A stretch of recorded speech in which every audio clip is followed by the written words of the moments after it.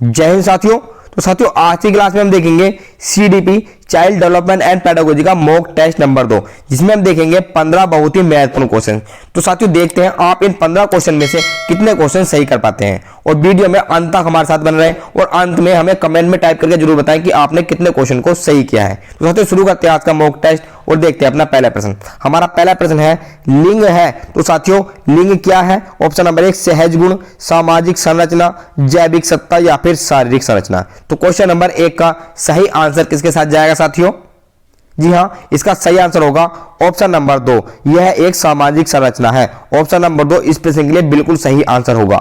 अगला प्रश्न देखेंगे, प्रश्न नंबर 2 है हमारा, लेव वाइगोत्स्की के समाज संरचना सिद्धांत में दृढ़ विश्वास रखने वाले शिक्षक के नाते आप अपने बच्चों के आकलन के लिए निम्नलिखित में से किस विधि को वरीयता देंगे?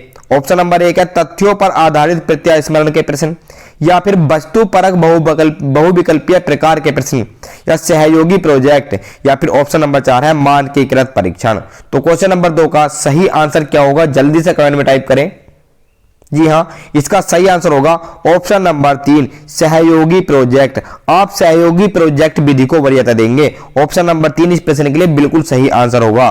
अगला प्रश्न देखेंगे, प्रश्न नंबर 3 आपकी स्क्रीन पर, अपनी कक्षा की वैयक्तिक भिन्नताओं से निपटने के लिए शिक्षक को चाहिए कि बच्चों से बातचीत करे और उनके दृष्टिकोण को महत्व दे, या विद्यार्थियों के लिए कठोर नियमों को लागू करे, या शिक्षण और आकलन के समान और मानक तरीके हों, या बच्चों को उनके अंकों के आधार पर अलग कर उनको नामित करे। तो क्वेश्चन नंबर 3 का आंसर किसके साथ जाएगा?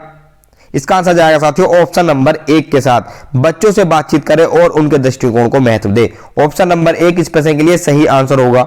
अगला प्रश्न देखेंगे, प्रश्न नंबर 4 है हमारे इस मॉक टेस्ट का, आकलन उद्देश्यपूर्ण होता है यदि यह केवल एक बार वर्ष के अंत में हो, यानी कि वार्षिक हो, या विद्यार्थियों की उपलब्धियों में अंतर करने के लिए तुलनात्मक मूल्यांकन किए जाएं, या इससे विद्यार्थियों में भय और तनाव का संचार हो, या फिर इससे विद्यार्थियों और शिक्षकों को प्रतिपुष्टि यानी कि फीडबैक प्राप्त हो। तो क्वेश्चन नंबर 4 का सही आंसर होगा साथियों ऑप्शन नंबर 4, इससे विद्यार्थियों और शिक्षकों की प्रतिपुष्टि यानी कि हमें फीडबैक प्राप्त हो, यही आकलन का उद्देश्य होता है। ऑप्शन नंबर 4 इस प्रश्न के लिए सही आंसर होगा। अगला प्रश्न देखेंगे, प्रश्न नंबर 5 है, राष्ट्रीय पाठ्यचर्या की रूपरेखा एनसीईएफ 2005 के अनुसार शिक्षक की भूमिका कैसी होनी चाहिए?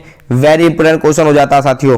ऑप्शन नंबर 1 का अनुमति परक होनी चाहिए, सुविधादाता होनी चाहिए, सत्तावादी होनी चाहिए, या फिर अधिनायकीय होनी चाहिए। तो साथियों राष्ट्रीय पाठ्यचर्या रूपरेखा जो एनसीईएफ 2005 है, इसके अनुसार शिक्षक की भूमिका कैसी होनी चाहिए? इसका सही आंसर होगा सुविधादाता के रूप में होनी चाहिए उसकी भूमिका।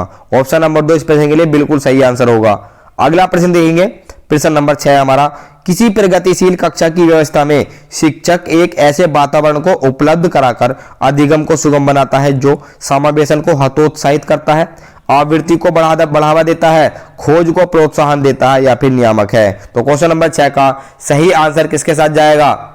इसका सही आंसर जाएगा साथियों ऑप्शन नंबर 3 के साथ, खोज को प्रोत्साहन देता है। ऑप्शन नंबर 3 इस प्रश्न के लिए सही आंसर होगा। अगला प्रश्न देखेंगे, प्रश्न नंबर 7 है, लेव वाइगोत्स्की के अनुसार संज्ञानात्मक विकास का मूल कारण क्या है? मानसिक प्रारूपों यानी कि स्कीमाज का समायोजन, उद्दीपक अनुक्रिया युग्मन, संतुलन, या फिर सामाजिक अन्योन्य क्रिया। तो क्वेश्चन नंबर 7 का सही आंसर क्या होगा साथियों? कमेंट में टाइप करें। जी हां, इसका सही आंसर होगा ऑप्शन नंबर 4 सामाजिक अन्योन्य क्रिया। ऑप्शन नंबर 4 इस प्रश्न के लिए सही आंसर होगा। साथियों बहुत ही महत्वपूर्ण प्रश्न होने वाले सीटेट के एग्जाम में इसी तरीके के क्वेश्चन बन रहे हैं। किसी बच्चे का दिया गया विशिष्ट उत्तर कोहल वर्ग के नैतिक तर्क के सोपानों की विषय वस्तु के किस सोपान के अंतर्गत आएगा? यदि आप ईमानदार हैं तो आपके माता पिता आप पर गर्व करेंगे, इसलिए आपको ईमानदार रहना चाहिए। तो साथियों ये जो प्रश्न है यह कोहल वर्ग के नैतिक तर्क के सोपानों की विषय वस्तु के किस सोपान के अंतर्गत आएगा? अच्छी लड़की अच्छा लड़का अनुकूलन, कानून और व्यवस्था अनुकूलन, दंड आज्ञाकारिता अनुकूलन, सामाजिक संकुचन अनुकूलन। तो क्वेश्चन नंबर 8 का सही आंसर क्या होगा? इसका सही आंसर होगा साथियों ऑप्शन नंबर 1, यह कोहल वर्ग के अच्छी लड़की और अच्छा लड़का अनुकूलन सोपान के साथ होगा। ऑप्शन नंबर 1 इस प्रश्न के लिए सही आंसर होगा। अगला प्रश्न देखेंगे, प्रश्न नंबर 9 है हमारे आज के प्रैक्टिस सेट का, जीन पियाजे के अनुसार अधिगम के लिए निम्नलिखित में से क्या आवश्यक है? ईश्वरीय न्याय पर विश्वास, शिक्षकों और माता पिता द्वारा पुनर्बलन, शिक्षार्थियों के द्वारा पर्यावरण की सक्रिय खोजबीन, या फिर वयस्कों के व्यवहार का अवलोकन। तो साथियों क्या होगा इसका सही आंसर? कमेंट में टाइप करें। जी क्वेश्चन नंबर 9 का सही आंसर होगा ऑप्शन नंबर 3, शिक्षार्थियों के द्वारा पर्यावरण की सहक्रिया खोजबीन। ऑप्शन नंबर 3 इस प्रश्न के लिए सही आंसर हो जाएगा। अगला प्रश्न देंगे, प्रश्न नंबर 10 है, जीन प्याजे के अनुसार प्रारूप निर्माण वर्तमान योजनाओं के अनुरूप बनाने हेतु नवीन जानकारी में संशोधन और नवीन जानकारी के आधार पर पुरानी योजनाओं में संशोधन के परिणाम के रूप में घटित होता है। तो इन दो प्रक्रियाओं को किस नाम से जाना जाता है? एक है नवीन जानकारी में संशोधन और दूसरा पुरानी योजनाओं में संशोधन। तो इन दोनों को किस नाम से जाना जाएगा? सामीकरण और संशोधन के रूप में, समावेशन और समायोजन के रूप में, समायोजन और अनुकूलन के रूप में, या फिर समावेशन और अनुकूलन के रूप में। तो क्वेश्चन नंबर 10 का आंसर क्या होगा साथियों? इसका सही आंसर होगा समावेशन और समायोजन के रूप में। ऑप्शन नंबर 2 इस प्रश्न के लिए सही आंसर होगा। साथियों नवीन जानकारी में संशोधन समावेशन कहलाएगा और पुरानी योजनाओं में संशोधन समायोजन कहलाएगा। तो ऑप्शन नंबर 2 इसका सही आंसर हो जाएगा। अगला प्रश्न देखेंगे, प्रश्न नंबर 11 है हमारे आज के मॉक टेस्ट का, निम्नलिखित में से कौन सा उदाहरण प्रभावशाली विद्यालय की प्रथा है? व्यक्ति सापेक्ष अधिगम, प्रतियोगितात्मक कक्षा, निरंतर तुलनात्मक मूल्यांकन, या फिर शारीरिक दंड। तो क्वेश्चन नंबर 11 का सही आंसर क्या होगा? जी हाँ, इसका सही आंसर होगा ऑप्शन नंबर 1, व्यक्ति सापेक्ष अधिगम। ऑप्शन नंबर 1 इस प्रश्न के लिए सही आंसर होगा। अगला प्रश्न देखेंगे, प्रश्न नंबर 12 है, विकास का सिरा पदाभिमुख दिशा सिद्धांत व्याख्या करता है कि विकास इस प्रकार आगे बढ़ता है, सिर से पैर की ओर, ग्रामीण से शहर क्षेत्रों की ओर, सामान्य से विशिष्ट कार्यों की ओर, या भिन्न से एकीकृत कार्यों की ओर।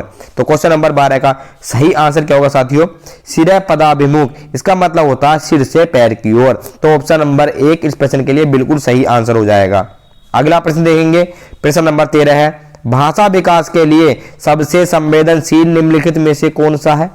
वयस्क अवस्था, प्रारंभिक बचपन का समय, जन्म पूर्व अवस्था या समय, मध्य बचपन का समय। तो क्वेश्चन नंबर 13 का सही आंसर किसके साथ जाएगा? जी हाँ, इसका सही आंसर जाएगा ऑप्शन नंबर 2 के साथ, प्रारंभिक बचपन का समय सबसे ज्यादा संवेदनशील होता है। ऑप्शन नंबर 2 इस प्रश्न के लिए सही आंसर होगा, क्योंकि साथियों उस समय बच्चा बिल्कुल कोरा कागज होता है, जैसी आदतें हमें उसमें डालनी होती हैं वो उसमें डल जाती हैं, वो वातावरण से सीखकर अपनी आदतों का विकास कर लेता है। अगला प्रश्न देखेंगे, प्रश्न नंबर 14 है आज की क्लास का हमारा, एक 6 वर्ष की लड़की खेल कूद में असाधारण योग्यता का प्रदर्शन करती है, उसके माता पिता दोनों ही खिलाड़ी हैं, उसे नित्य प्रशिक्षण प्राप्त करने भेजते हैं और सप्ताह के अंत में उसे प्रशिक्षण भी देते हैं खुद भी। बहुत संभव है कि उसकी क्षमताएं निम्नलिखित दोनों के बीच परस्पर प्रतिक्रिया का परिणाम होंगी, स्वास्थ्य और प्रशिक्षण का, अनुशासन और पौष्टिकता का, आनुवंशिकता और पर्यावरण का, या फिर वृद्धि और विकास का। क्वेश्चन नंबर 14 का सही आंसर क्या होगा साथियों? इसका सही आंसर होगा आनुवंशिकता और पर्यावरण का। ऑप्शन नंबर 3 इस प्रश्न के लिए बिल्कुल सही आंसर होगा। अगला प्रश्न देखेंगे, प्रश्न नंबर 15 और आज के मॉक टेस्ट का हमारा अंतिम प्रश्न है, निम्नलिखित में कौन से समाजीकरण के गुण वाहक हो सकते हैं? विद्यालय और निकटतम परिवार के सदस्य, परिवार और रिश्तेदार, परिवार और पास पड़ोस, या फिर विद्यालय और पास पड़ोस। तो साथियों निम्न में से कौन सा समाजीकरण का सबसे अच्छा भाग हो सकता है? क्वेश्चन नंबर 15 का सही आंसर क्या होगा? जी इसका सही आंसर होगा ऑप्शन नंबर 4, विद्यालय और पास पड़ोस। ऑप्शन नंबर 4 इस प्रश्न के लिए सही आंसर हो जाएगा। तो साथियों ये थे हमारे आज के मॉक टेस्ट के, सीडीपी के मॉक टेस्ट के 15 बहुत ही महत्वपूर्ण प्रश्न। तो जो भी साथी अंत तक हमारे साथ बने रहे उनका बहुत बहुत धन्यवाद, और जिन साथियों ने अभी तक हमारे चैनल को सब्सक्राइब नहीं किया है वो सभी साथी चैनल को सब्सक्राइब कर लें, और हमें अपना स्कोर कमेंट में टाइप जरूर करें कि आपके कितने क्वेश्चन सही हुए हैं। हम आपसे मिलते हैं अगली क्लास में। जय हिंद।